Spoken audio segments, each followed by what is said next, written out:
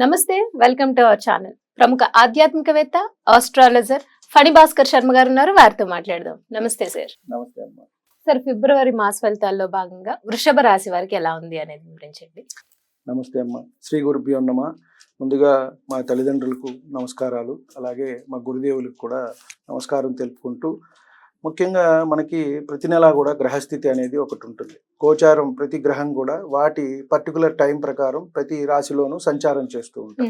మనం ఫిబ్రవరికి తీసుకున్నట్టయితే వృషభంలో గురువు, మిథునంలో కుజుడు, కన్యలో వచ్చేటప్పటికి కేతువు సంచారం జరుగుతోంది. మకరంలో రవి, బుధుడు, అలాగే కుంభంలో శని, చంద్రుడు, తర్వాత మీనంలో చివరిగా రాహువు, శుక్రుడు ఉంటారు. ఇక్కడ చంద్రుడు అనేది మనకి తిరుగుతూ ఉంటారు. ప్రతి 2.5 రోజులకి ఒక్కొక్క రాశిలో తిరుగుతూ ఉంటారు కాబట్టి నెలంతా కూడా సంచారం చేస్తూ ఉంటారు. మిగతా గ్రహాలన్నిటికీ 30 రోజులు, 45 రోజులు అలా వాటి పర్టికులర్గా ఉన్నాయి. సో ఈ గ్రహస్థితిని మనం ప్రామాణికంగా తీసుకుని, ముఖ్యంగా ముందుగా మనం చూసుకున్నట్టయితే ఈ వృషభ రాశిలోకి కృత్తిక 2, 3, 4 పాదాలు, రోహిణి 4 పాదాలు, మృగశిర 1, 2 పాదాలు వారు వస్తారు. ముఖ్యంగా వీరికి చూసుకున్నట్టయితే కొంత మిశ్రమ ఫలితాలుగానే మనకి సూచిస్తున్నాయి. వీరికి కాస్త ఏప్రిల్ తర్వాత నుంచి కాస్త గురుబలము, శని బలము అన్నీ వస్తాయి. కాబట్టి కొంత వీరికి అన్నిట్లో కూడా స్లోగా పనులవి జరుగుతూ ఉంటాయి. ఏ ఫలితాలన్నీ కూడా మిశ్రమంగానే ఉంటాయి. అంటే ప్రతి పని చేస్తున్నప్పుడు కొంత ఎందుకు మనకే ఇలా జరుగుతుంది, లేదా అన్ని పనులు మధ్యలో ఆగిపోతున్నాయి అన్నట్టుగా ఉంటుంది, ఎక్కువగా ఉంటుంది. కాబట్టి కొంత వీరికి అటువంటి వాటికి మనం పరిహారం చేసుకున్నట్టయితే కొంత సరిపోతుంది. మధ్యలో వీరికి ఆరోగ్య సమస్యలు కూడా వచ్చేవి. ఎందువల్ల అంటే ఆ ఆలోచన విధానం వల్లే మనకేంటంటే చంద్రుడు మనకారకుడు. మనం ఏదైతే ఆలోచిస్తూ ఉంటామో అదే మన మనసుకి కూడా ఎక్కువ వెళ్తుంది. దానివల్ల ఏమవుతుందంటే అదే ఆలోచన పరంగా మనకి అనారోగ్య సూచన కూడా వస్తుంది. కాబట్టి ఎప్పుడూ కూడా మనసు ఆనందంగా, ఆహ్లాదంగా ఉండటం అనేది మంచిది. అలాగే అనవసరంగా కూడా కొన్ని ఖర్చులు కూడా వీరికి వస్తూ ఉంటాయి. కొన్ని చట్టపరమైన సమస్యలు కూడా వీరికి ఇబ్బంది వచ్చే అవకాశం అనేది ఉన్నది. అంటే ఉద్యోగంలో కానివ్వండి, ఏదైనా పాత కేసులు ఏవైనా ఉన్నప్పుడు అవి కానివ్వండి, లేదా కుటుంబపరమైనవి కూడా ఈ సమస్యలు ఉండేవి వీరికి కనబడుతోంది. కాస్త వీరికి ఏంటయ్యా కొంచెం మంచి జరుగుతుంది ఏంటంటే శ్రీమూలకంగా వీరికి ఆదాయం అనేది వస్తుంది. అంటే భార్య తరపు నుంచి లాభం అయితే వీరికి చేకూరుతోంది.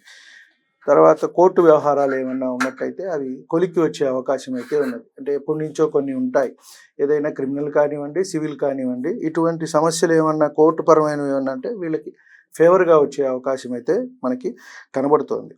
అలాగే భూ సంబంధమైన అంశాలు కొన్ని ఏమన్నా వీళ్ళ స్థలాలు ఏమన్నా ఉన్నట్టయితే అవి ఏమన్నా అక్కడ ఒకళ్ళ పేరు మీద, ఇద్దరి పేరు మీద కొన్ని రిజిస్టర్ అవుతూ ఉంటాయి. ఇలాంటి సమస్యలు వీరికి వచ్చే అవకాశం కూడా మనకి కనబడుతోంది. ఇటువంటివి ఏమన్నా ఉంటే జాగ్రత్తగా చూసి ముందుకు వెళ్ళమని వీరికి ఇచ్చే సూచన.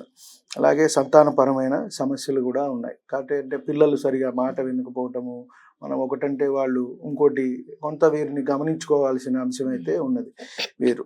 అలాగే ఆడవారికి ముఖ్యంగా సంతానపరమైన సమస్యలు అనేవి వస్తూ ఉంటాయి. కాబట్టి వీరికి మనం డాక్టర్ సలహా తీసుకుని ముందుకు వెళ్ళవలసిన సూచన కూడా వీరికి. ఎందుకంటే వీరికి నార్మల్గా జనరల్గా అయ్యే అవకాశం అయితే తక్కువగా ఉంటుంది. కాబట్టి మనం ఇప్పుడు వచ్చిన కొత్త కొత్త కృత్రిమమైన పద్ధతులు ఉన్నాయి కాబట్టి అవి డాక్టర్ గారిని సంప్రదించి అటు కూడా వెళ్ళి తర్వాత మనం జ్యోతిష్యుడు కూడా సంప్రదించుకుని ముందుకు వెళ్ళినట్టయితే వీళ్ళకి మంచి జరుగుతుంది. అంటే IVF, IVU అని కొత్త కొత్త పద్ధతులు వచ్చాయి కాబట్టి సో ఈ రాశి స్త్రీలకి ప్రత్యేకంగా చెప్పడం సూచన అది కనుక వెళ్ళినట్టయితే వీరికి మంచిగా ఉంటుంది.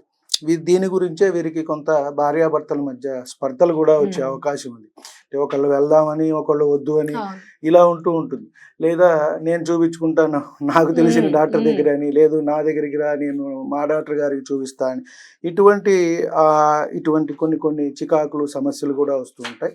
అవి కాకుండా ఏదో ఒక మధ్య మార్గంగా వీరు చూపించుకొని ముందుకు వెళ్ళినట్టయితే వీరికి అంతా కూడా మంచి జరుగుతుంది. అలాగే విదేశీ సంబంధమైన ఏమైనా అంశాలు ఉన్నట్టయితే వీరికి లాభసాటిగా ఉంది. కాబట్టి వీరు షార్ట్ ట్రిప్స్ అయినా సరే వెళ్ళొస్తూ ఉంటారు. వీరి ఇంట్లో వాళ్ళకు కూడా అవకాశం ఉంది. ఎవరైనా అక్కడ చదువుకోవటానికి కానివ్వండి, స్థిరపడటానికి ఉద్యోగం కానివ్వండి, అలా కూడా వెళ్ళే అవకాశం అనేది మనకి కనబడుతోంది. కాబట్టి ఎటు చూసినా ఈ నెల కొంచెం మిశ్రమంగా ఉంది వీరికి. ఒక 2 నెలలు వీరికి ఇట్లాగే ఉంటుంది. ఏప్రిల్ నుంచి వీరికి బాగుంటుంది. వచ్చే సంవత్సరం ఏదైతే కొత్త సంవత్సరం ఉందో అత్యంత యోగవంతమైన రాశుల్లో వీరొకళ్ళు ఉంటారు, వృషభ రాశి వాళ్ళు. కాబట్టి ఒక 2 నెలలు వీరు కాస్త అన్ని పనులు నెమ్మదిగా అట్లా చూసుకుంటూ ఆరోగ్యము కుటుంబము అన్నిటా కూడా కొంచెం అంతా సమన్వయం చేసుకుంటూ వెళ్ళమని వీరికిచ్చే సూచన. అయితే వీరు ఏ దేవీ దేవత ఆరాధన చేయాలండి? వీరు కాస్త గురుబలం తక్కువగా ఉందమ్మా. మ్మ్. దక్షిణామూర్తి వారి ఆరాధన చేసుకుంటే మంచిది, స్తోత్రం చదువుకున్నా సరే.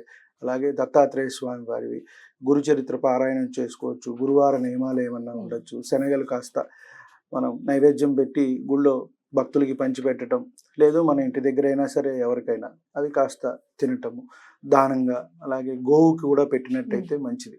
మనము ఏది చేసినా సరే గోమాతకి చేస్తే చాలా మంచిదండి. మ్మ్. అన్ని దేవతలు కూడా అక్కడ అవును. నిక్షిప్తమై ఉంటాయి కాబట్టి మనకి చక్కగా మనకి దగ్గరలో ఉండాలి కదా. గోశాల ఉన్నట్టయితే చేయొచ్చు. లేని పక్షంలో చక్కగా గుళ్ళో అయినా సరే నైవేద్యం పెట్టుకుని వారు చక్కగా భక్తులకి పంచుకున్నట్టయితే కాస్త గురుబలం అనేది పెరుగుతుంది. వీరికి కలిసి వచ్చే రంగు, అదృష్ట సంఖ్య ఏం చెప్తారు? వీరికి తెలుపు కలిసి వస్తుందమ్మా. తెల్లది ఏదైనా వస్త్రం అయినా పెట్టుకోవచ్చు. లేదు రత్నం పెట్టుకోవాలంటే వజ్రం పెట్టుకున్నట్టయితే వీరికి సరిపోతుంది. వీరికి కలిసి వచ్చే అదృష్ట సంఖ్య అంటే కనుక 6 వీరికి అదృష్ట సంఖ్య. సో ఆ తేదీ నాడు కానీ, అలాగే మనకి కలిసి వచ్చేది 15 మళ్ళీ. సో ఇలా చూసుకుని వాళ్ళు 24 ఇలా వచ్చినప్పుడు వాళ్ళు ఏమన్నా ముఖ్యమైన పనులు ఏమన్నా ఉన్నట్టయితే అవి చేసుకున్నట్టయితే వారికి అంతా కూడా వీలుగా ఉంటుంది. ఈ నెల ఎలా ఉంది వాళ్ళకి అనేది చాలా చక్కగా వివరించారు గురుగారు. ధన్యవాదాలు. నమస్తే.